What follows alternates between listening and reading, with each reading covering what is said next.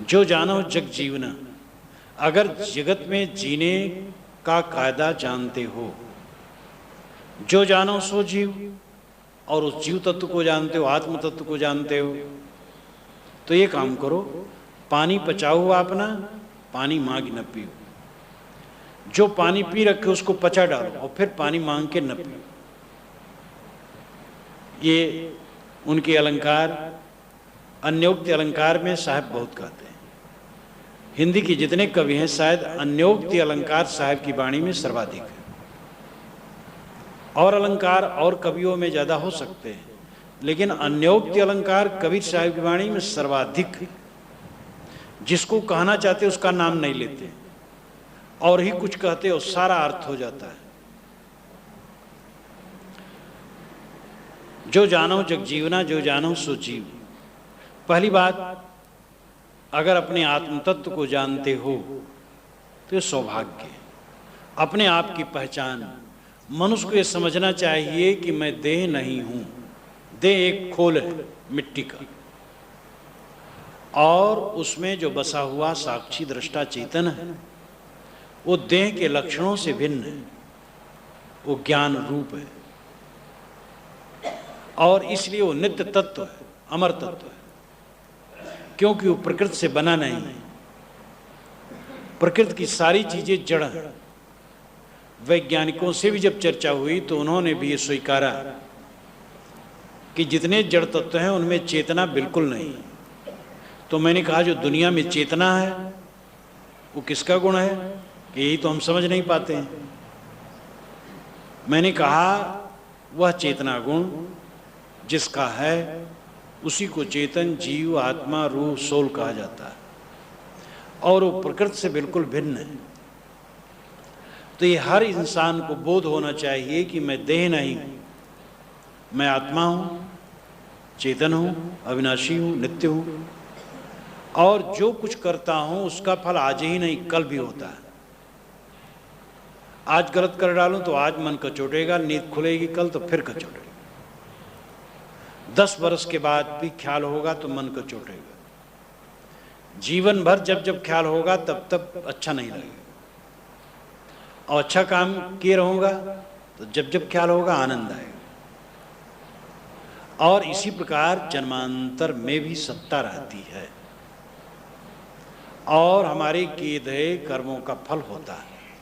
यहाँ पर जितने लोग बैठे हैं सबके चेहरे में अंतर है, प्रतिभा में, गुण कर्मों में अंतर है, स्वभाव में अंतर है, रससत्तम वृत्तियों में अंतर है। ये अंतर अपने पूर्व कर्मों के संस्कारों के जोर से। इसलिए प्रकृति भिन्न, देह भिन्न, आत्म अस्तित्व का बोध सबको होना चाहिए। दूसरी बात है बहुत व्यवहारिक, जो जानो जग जीवना, जगत में जीना भी जानो। आत्मा को पहचानो कि मैं अविनाशी आत्मा हूं, देह से भिन्न हूं। लेकिन जो बहुत व्यवहारिक है वह है जगत में जीना जानो। कैसे जीना चाहिए? बचा बचा के, बचा बचा के जीना चाहिए। कोई लड़ने वाला मिले लड़े ना, गाली देने वाला मिले स्वयं गाली न दे। गाली सुन करके सह ले तो सत्ता आपके तरफ हो जाएगी, और गाली आप भी गाली दे दिए तो आपके साथ कोई नहीं। एक बार मैं ट्रेन से जा रहा था और कोई 100-150 किलोमीटर की यात्रा रही। बैठने की सीट रिजर्व थी। 5-7 लोग रहे होंगे हम। एक सज्जन आए, तगड़े, 50 की उम्र रही होगी, गोरे, सूटेड बूटेड, शिक्षित। हमारे एक व्यक्ति को हटा करके बैठ गए। मैंने कहा कि ये मेरा रिजर्व सीट है। तो उन्होंने कहा कि मेरा सब रिजर्व है। तो मैं चुप हो गया।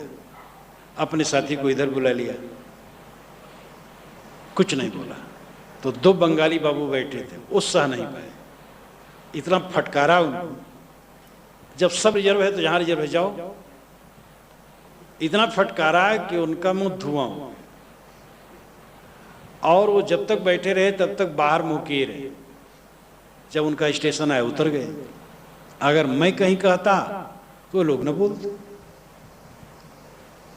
आप सहना सीखें तो पूरी सत्ता आपके साथ होगी, लेकिन धीरज नहीं रहता। और बस जरा भाई कोई कुछ कहा तो हम और चढ़ जाते हैं, हनी पर हना पाप दोष न गना, जो मैं मारा ताही मैं मारा, ये चौपाई ठोक देते। किसी ने मुझे मारा तब मैंने उसको मारा, जब उसको मारा तो उसने फिर मुझे मारा, तब फिर मैंने उसको मारा, तो कहां तक जाएगा? सहने की जरूरत है। विवादी से विवाद न करें, गम खा के क्षमा करके रहे। और इसकी आवश्यकता ज्यादा घर में पड़ती है, बाहर कम पड़ती, बहुत कम पड़ती है। आप जो कहते हैं, कई लोगों के मन में प्रश्न आ गया होगा कि बस ऐसे सहते जाएं, लेकिन यहां अवसर नहीं है कहने, नहीं तो भाई बहुत लोग कहते हैं। ज्यादा सहने की जरूरत घर में पड़ती। पत्नी कुछ गरम नरम कहा ले, साल लड़ो ना। पति कुछ कह दे, पत्नी सह ले। लड़का ही कह दे तो पिता सह ले। सहने की जरूरत ज्यादा घर में पड़ती, बाहर बहुत कम पड़ती। और बचा बचा करके चलने की जरूरत है जीवन में। जो बचा बचा के नहीं चलता अपनी शक्ति निरर्थक होता है। कितने लोग तो ऐसे मुकदमेबाज होते हैं कि अगर उनका मुकदमा ना हो तो दूसरे के ले लेते हैं, और किसी का मुकदमा ना हो तो कचहरी में ऐसे घूम लेते हैं। संतोष उनको नहीं, बिना कचहरी में गए। एक रोग जैसे तंबाकू खाने का रोग, तंबाकू कितनी खराब चीज, लेकिन जिनकी आदत है बिना तंबाकू खाए नहीं रह सकते। तो हमें जीने की कला समझना चाहिए। जीने की कला है बचा बचा के चलना, संयम से रहना, कम खाओ गम खाओ, महासूत्र है। बड़ा सरल सूत्र है, लेकिन बहुत मेहनत है इसको पालन करने में।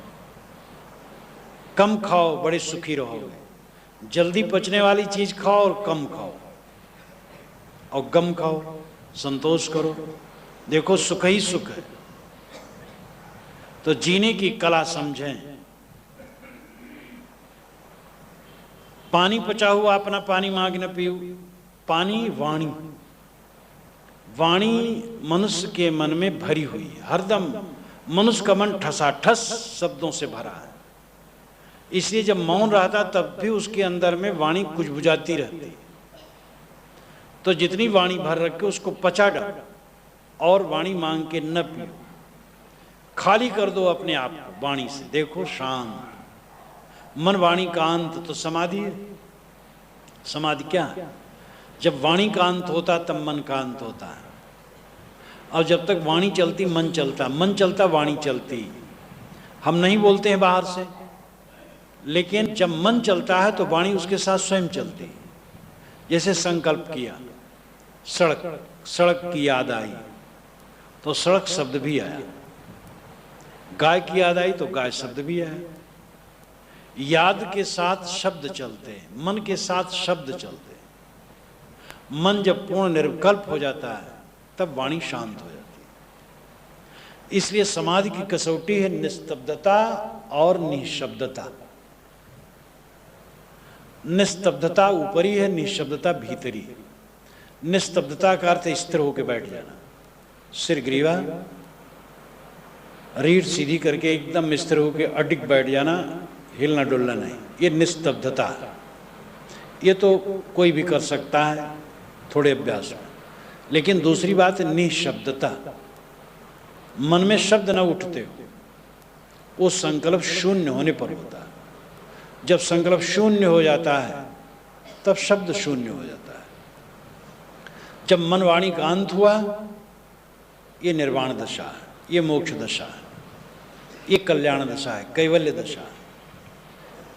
तो वाणी को घटाओ, जो मन में भर रखे उसको घटाओ, कम करो, और वाणी उसमें न भरो। जहां बोल तहां अक्षर आया, जहां अक्षर तहां मन दृढ़ आया। बोल अबोल एक हुई जाए, जिन्हें लखा सो बिरला हो।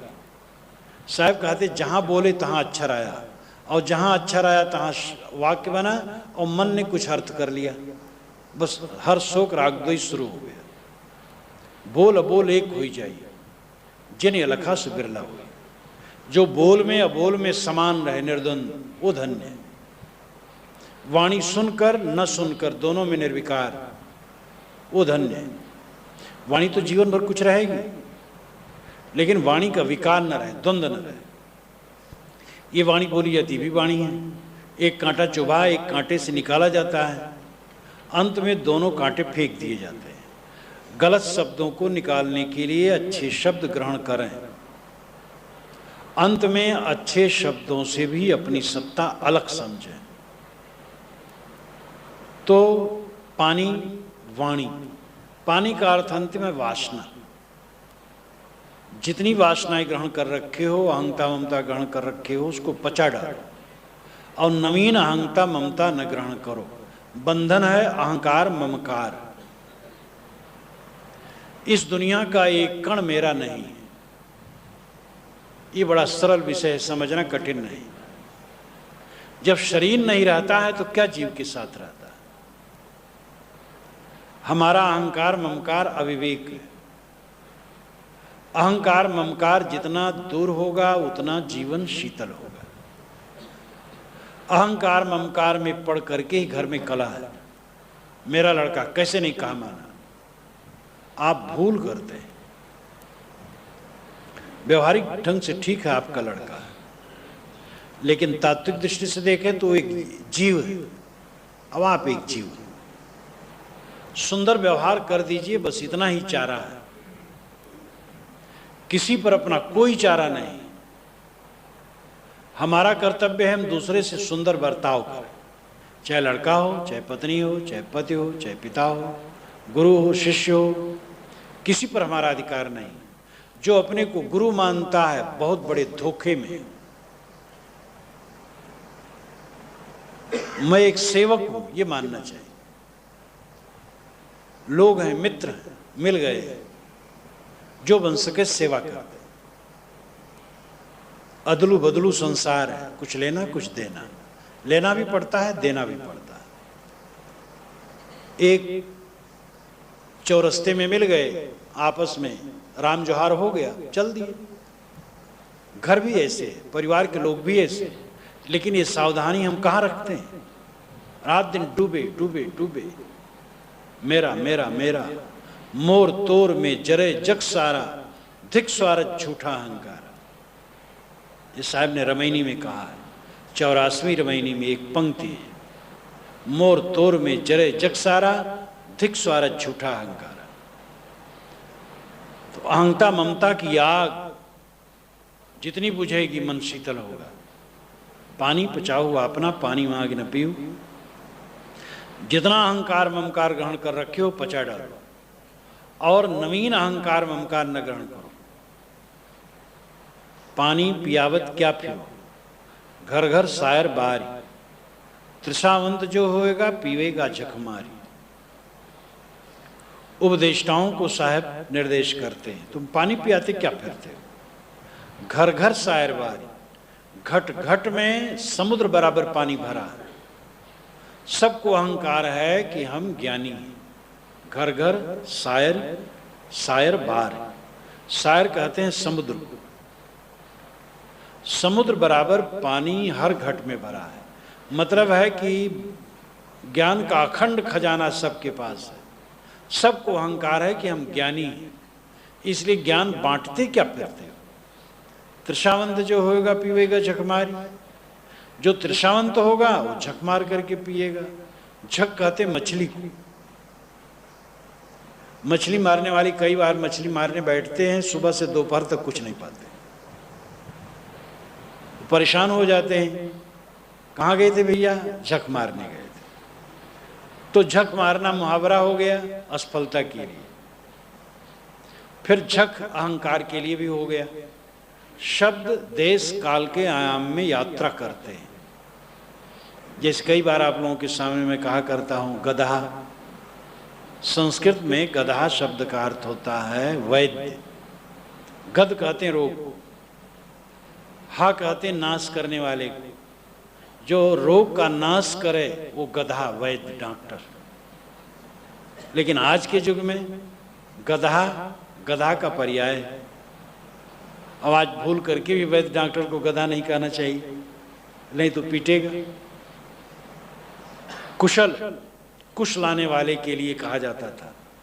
कौशाम्बी से काशी तक कुश घास बहुत थी, एक वैदिक विद्वान ने कल्पना की, इसलिए इसका नाम कौशाम्बी हुआ, जो हमसे पश्चिम और दक्षिण कोण पर जमुना तट पर स्थित है। अवशेष भिट्टा है और काशी पूरब तरफ है, तो काशी से कौशाम्बी कुश घास से आच्छादित थी इसकी जमीन, और यज्ञ में कुश घास लाना पड़ता था। कुश घास और भी जगह है, और उसको उखाड़ करके लाना पड़ता था, जड़ के सहित उसका महत्व है। आजकल तो पितृपक्ष चल रहा है, कुश पैंती उंगली भी पहना जाता है और कुश लिया जाता है, तर्पयाम मार्जयाम किया जाता है। तो हर पुण्य कार्य में, पवित्र कार्य में कुश घास का महत्व है। तो जो कुश लाए वो कुशल, अब कुश लाए उखाड़ के लाए, उसका हाथ न फटे तो चतुर, निपुण, निपुण माना गया। तो निपुण में हो गया कुशल। कुशल कुश घास लाने वाला, फिर हो गया निपुण, क्योंकि घास लाता है उसका हाथ फटता नहीं। फिर वो मांगलिक कार्य में लगता है, इसलिए कुशल मंगल हो गया। तो देश काल की आयाम में शब्द यात्रा करते हैं, अर्थ बदलते हैं। झक मछली, फिर झक मारना हो गया कि असफल हो जाना, बक बक करना और कुछ फल न मिलना। झक का अर्थ अहंकार भी हो गया। पीवेगा झक मारी, अपने अहंकार को मार करके पिएगा जिसको इच्छा होगी ज्ञान की, वो स्वयं आएगा। कितनी सभाओं में, बड़ी सभाएं होती तो लोग पर्ची भेजते हैं, साहब थोड़े 5 मिनट हमारे लिए समय मिले। मालूम होता 5 मिनट जब ये कह देंगे तो सब कागा हंस हो जाएंगे। और कितने लोग जब सभा में खड़े होंगे तो कहेंगे क्या कहें, समय जवाब दे रहा है। कहने की बातें तो बहुत है, कहने की बात तो 1 मिनट के अंदर भी हो सकती है। अपने लिए कठोर रहो, दूसरे के लिए कोमल रहो, कुछ सेकंड में हो गया। और सब वेद शास्त्र है। अपने लिए कठोर रहो, कभी अपने को क्षमा न करो, अपने में लचरपन न रहे, अपने लचरपन को दूर करते रहो और दूसरे के लिए कोमल रहो। किसी से गलती हो जाए क्षमा करके उसको आगे बढ़ने का अवसर दो, बहुत हो गया। हंसा मोती बिकानिया कंचन थार भराए, जो जाको मर्म न जाने सो ताको का कराए। हंस थाली में मोती भर करके बिक गया। हंस कहते विवेकी को, मानो मूलतः विवेकी, लेकिन ऐसा मूढ़ बन गया, वो मोक्ष के लिए थाली में मोती भर करके, रुपये भर करके गया, गुरुओं के हाथ में बिक गया। लेकिन जो जाको मर्म न जाने सो ताको का कराए, जो जिसका मर्म ही नहीं जानते उसको क्या कराएंगे, क्या करेंगे। गुरु स्वयं समझदार नहीं, स्वयं बोध नहीं है, स्वयं रहनी नहीं है, तुम्हें क्या दे। कवि साहब गुरु को बहुत मानते हैं, लेकिन नकली गुरु का खंडन करते हैं। संत को मानते हैं, नकली संत का खंडन करते हैं। पंडित को भी इसी तरह मानते हैं। जहां खंडन है पंडित का, नकली पंडित का खंडन है, असली पंडित का नहीं। कहीं कबीर हम जात पुकारा, पंडित हो सो ले बिचारा। कहीं कबीर सुनो हो संतो बूझो पंडित ज्ञानी। पंडितों को उन्होंने आदर किया, गलत पंडित का खंडन किया।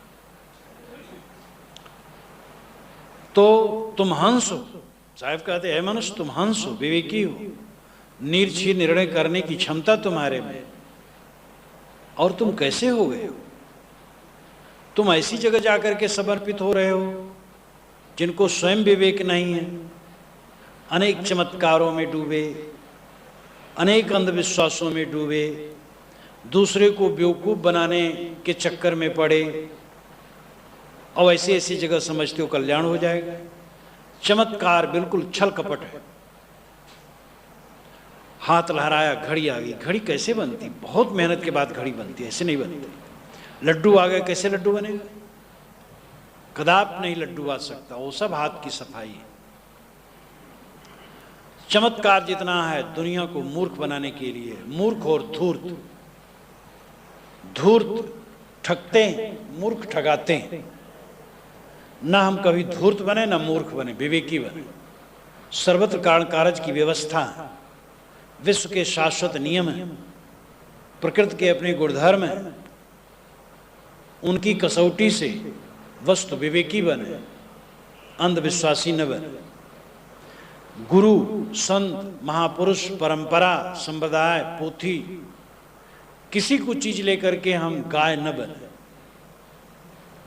पोथी की बात मान, परंपरा की बात मान, संत की बात मान्य, लेकिन विवेक की बल चढ़ा करके नहीं। हम गुरु, संत, पोथी, परंपरा की बात भी तो विवेक से ही समझ पाएंगे। विवेक का निरादर करना कितना गलत है। परंपरा का हमें आदर करना चाहिए। अपनी परंपरा को छोड़ के हम जी नहीं सकते।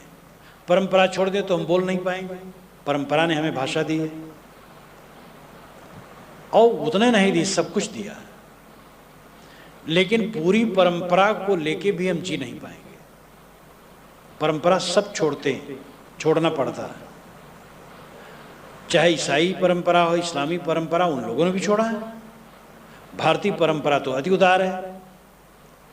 55 वैदिक मुद्दों को पंडितों ने कलिवर्ज कह करके निरस्त कर दिया है। जो वेद समर्थित और वैदिक साहित्य के प्रमाणों से समर्थित ऐसे 55 मुद्दे हैं जो पंडितों ने कहा कि ये कलिवर्ज है, इसलिए निरस्त कर दिया। और ये कलिवर्ज का प्रचलन करीब करीब 1000 वर्षों से चला। 1000 वर्षों से ज़्यादा प्रबुद्धता आई। तो जो पहले की बातें थी गड़बड़ियाँ, सीधे नहीं कहे कि हमारे परंपरा के लोग बेवकूफ़ थे, ऐसा कहना भी नहीं चाहिए। कोमलता से कहे कलिवर्ज, ये कलिकाल में नहीं चलता। जो लोग कहते हैं कि वेद शास्त्र लिखने वाले पंडित महात्मा गपोड़पंथी हैं, उनका भी उत्तर है। गपोड़पंथी होते, परंपरा में सड़ने वाले होते, तो कलिवर्ज कह करके 55 वैदिक मुद्दों को निरस्त कैसे करते? और जो ये कहता है कि हम शास्त्र और परंपरा की एक बात भी निरस्त नहीं कर सकते, उसके लिए भी उत्तर है। एक नहीं 55 मुद्दे निरस्त किए गए हैं। जैसे नियोग, महाभारत के बड़े बड़े पात्र नियोग से पैदा किए गए। नियोग का समर्थन पुराने शास्त्रों में है, लेकिन वो मान्य नहीं है। अब चुप कोई भले करे, मान्य नहीं। स्वामी दयानंद सरस्वती ने नियोग को माना, भाई नियोग से ठीक है, लेकिन अंत में वो चला नहीं। तो आर्य समाजियों ने विधवा विवाह पर जोर दिया।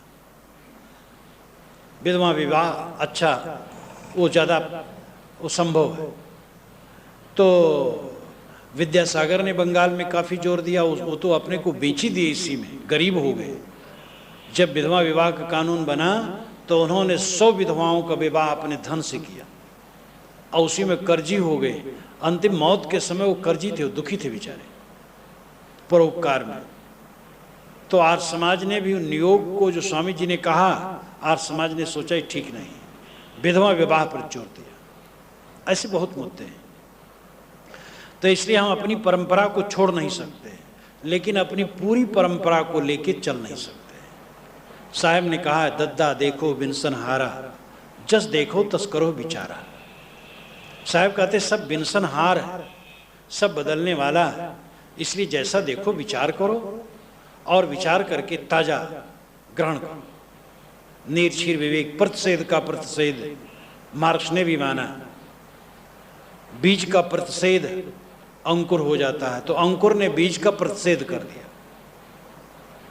और पौधे ने अंकुर का प्रतिषेध कर दिया, फल ने पौधे का प्रतिषेध कर दिया, तो बीज नष्ट करके अंकुर नहीं होता, किंतु बीज डाल दिया जाता है जमीन में, अंकुर निकलता है तो बीज समाप्त हो जाता है। अपनी परंपरा का नाश करके हम नहीं बढ़ सकते, परंपरा की भूमिका में स्थिर होकर बढ़ सकते हैं, लेकिन हमें आगे बढ़ना चाहिए। जो कुछ परंपरा का अनर्गल है छूट जाए, और जो सही है वो जीवंत रूप में लग करके आगे हमें सहारा दे।